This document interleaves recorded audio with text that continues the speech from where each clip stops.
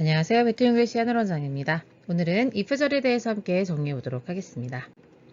if절은요, 일단 먼저 조건을 나타내는 접속사로서 기억해 주셔야 되겠습니다. 영어에서 조건이라고 하는 걸 말하는 거는요, 부가 정보죠. 굳이 얘기하지 않아도 되는데 만약 어떻다면 이라고 하는 부가 내용을 전달해 주는 것이기 때문에 조건을 나타내는 접속사가 이끄는 절을 부가 정보, 그러니까 부사절이라고 말합니다. 그런데 이 조건으로 된 접속사가 크게 두 가지가 있어요. 만약 뭐뭐 한다면 이라는 의미의 if와 만약 뭐뭐 하지 않으면 이라는 의미의 unless 두 가지가 있습니다. 자, unless는 우리가 보통 편의상 if not 이라고 보통 많이 번역을 합니다. 그래서 만약에 여러분이 이것을 끝내지 않으면 해서 if not 이렇게 나와 있는 거 보이시죠? 그러면 너는 만족하지 않을 것이다 라고 됐을 때 이 if not 대신에 unless를 쓸 수 있다는 거죠. 그런데 unless 자체가 if not과 같은 의미이니까 여기 do not 이라고 해서 finish 앞에 not이 들어가 있을까요? 그렇지 않다라고 하는 거, 그걸 주의해 주시면 되겠습니다. 그리고 또 하나 주의해야 될 점은요, if절이 들어왔을 때 시제에 대해서 여러분이 기민하게 반응하셔야 되는데, 먼저 여기 보겠습니다. 만약 여러분이 이것을 끝낸다면, 그렇다면 그러면 여러분은 만족하게 될 것입니다 라는 문장이 있습니다. 그런데 끝내는데요, 아직 끝내지 않았죠. 왜냐하면 끝낸다면 이라고 상황을 가정하고 있으니까요. 그러니까 미래에 이게 끝나게 되면 만족하게 될 거다라고 표현해 줄 수 있는데, 그런데 여기서 주의할 점은 뭐냐면요, 여러분이 이것을 끝내야지만, 그래야지만 만족할 수 있는 상황이잖아요. 즉 끝낸다라고 하는 것이 first action, 먼저 일어나야 그 다음에 will be satisfied, 만족한다라고 하는 행위가 두 번째로 일어날 수 있게 되는 거잖아요.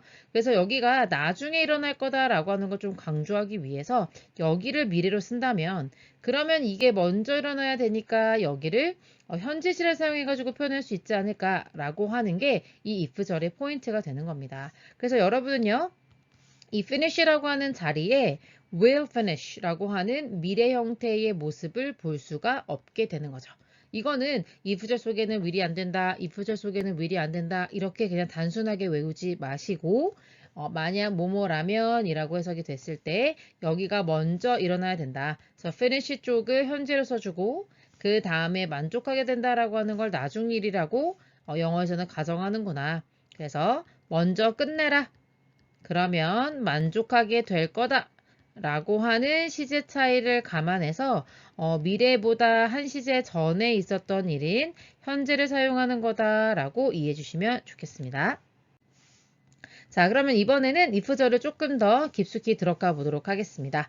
if는요, 방금 공부한 것처럼 만약 뭐뭐 한다면 이라고 하는 부사절, 부사절이라고 하는 것은 부가 정보를 나타내 주는 거라 그랬잖아요. 조건을 말해주는 부가 정보입니다. 그래서 둥근 괄호를 열고 닫아서 처리해 주게 되는 거고요. 그래서 문장을 수식해 주는 수식어에 지나지 않는다라고 판단할 수 있겠습니다. 그리고 뭐뭐인지 아닌지라고 해석이 될 때가 있어요. 그럴 때는 명사절이라고 부릅니다. 명사절이라고 하는 것은 문장에서 주어나 목적어나 보어를 쓰일 수 있다라고 하는 걸 의미하는 거고요. 그 다음에 참고로 whether랑 호언에 쓸 수 있다라고 하는 것까지 기억해 주시면 좋겠습니다. 자, 그러면 두 개의 문장을 한번 비교해 보도록 하겠습니다. 사실 여러분이 해석으로 판단하는 건 별로 어렵지 않을 거예요. 그래서 부가 정보라고 생각이 들었을 때는 둥근 괄호 열고 닫아보고요. 인지 아닌지라고 해석이 될 때는 명사절답게 대괄호 열고 닫아보도록 하겠습니다. 우리는요, 캠핑을 갈 건데요. 만약 어떤 상황이라면요 했으니까 조건을 나타내는 부가 정보라는 걸 느낄 수가 있겠죠. 그래서 둥근 괄호 열고 닫아서 그가 도착하면 내일 이렇게 바로 처리할 수 있겠습니다.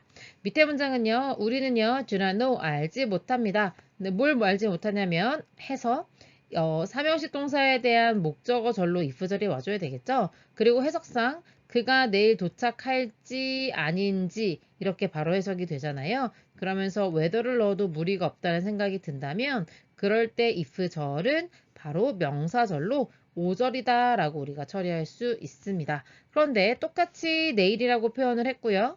그 다음에 똑같이 도착한다라는 표현을 썼는데 위의 문장 같은 경우는 arrives라고 하는 현재시를 써줬고요. 그 다음에 밑에 같은 경우에는 will arrive라고 하는 미래시를 쓰고 있잖아요. 요 차이를 느끼는 게 굉장히 중요하다. 앞에서도 말씀드렸죠.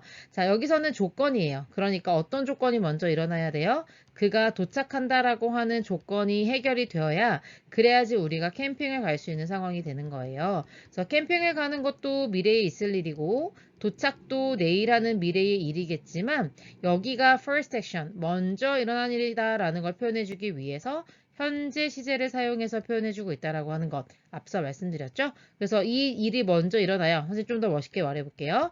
이 조건이 먼저 해결이 돼야 선결 조건으로 해결이 돼 주어야 캠핑을 갈 수 있다라고 하는 두 번째 행위가 일어날 수가 있다라고 표현하는 거죠.